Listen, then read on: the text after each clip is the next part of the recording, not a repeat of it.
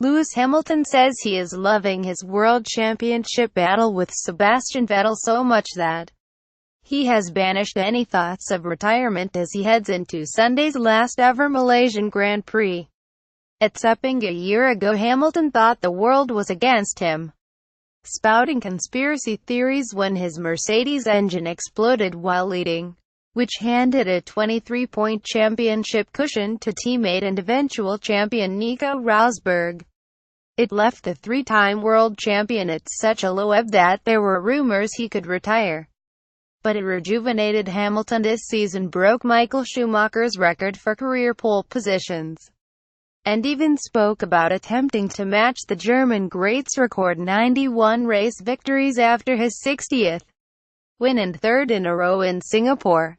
"I definitely have thought about retirement," the Mercedes driver admitted on a British TV chat show at the weekend. "But then we're in the heat of this battle right now and I'm loving it more than ever.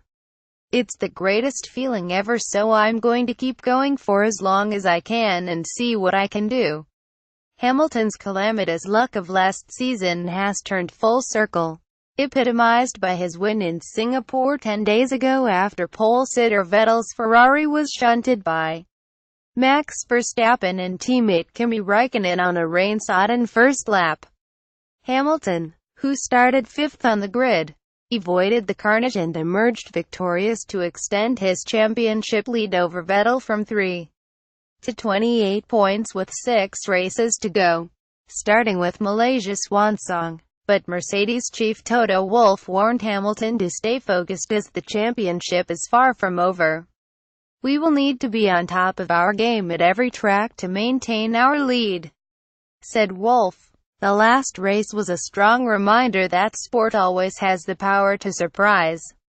"We have been on the receiving end of those bad memories before." Ferrari team principal Maurizio Arrivabene vowed to keep the pressure on Mercedes. "Singapore doesn't mean the battle is over," he said, "just that it has become more difficult. Vettel will look to strike back on a track where alongside Schumacher he has the best record of any driver, with 4 victories. Hamilton's lone Malaysian success came in 2014.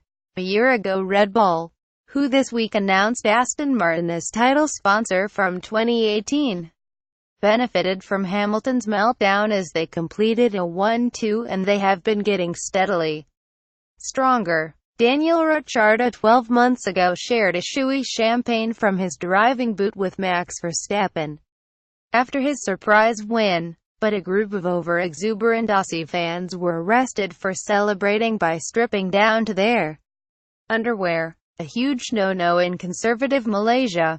"My victory last year was definitely unexpected," said Ricciardo this week. "It just goes to show you never know what can happen. One certainty is that the drivers will not return next year to experience the heat, humidity and unpredictable weather of steamy Sepang that have made the race a classic since it joined the calendar in 1999. In April, Prime Minister Najib Razak announced this year's race would be the last.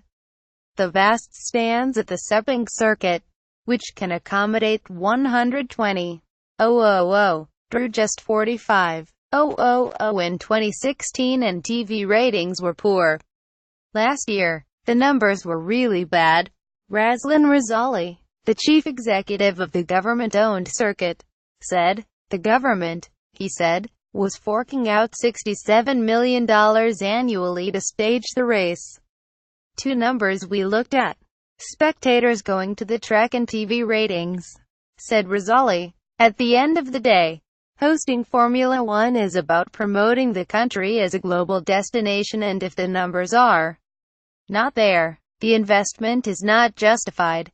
There will be one new face in the pit lane as young French GP2 champion Pierre Gasly, 21, will make his Formula One debut with Toro Rosso after replacing Daniil Kvyat, who has managed just 4 points this season.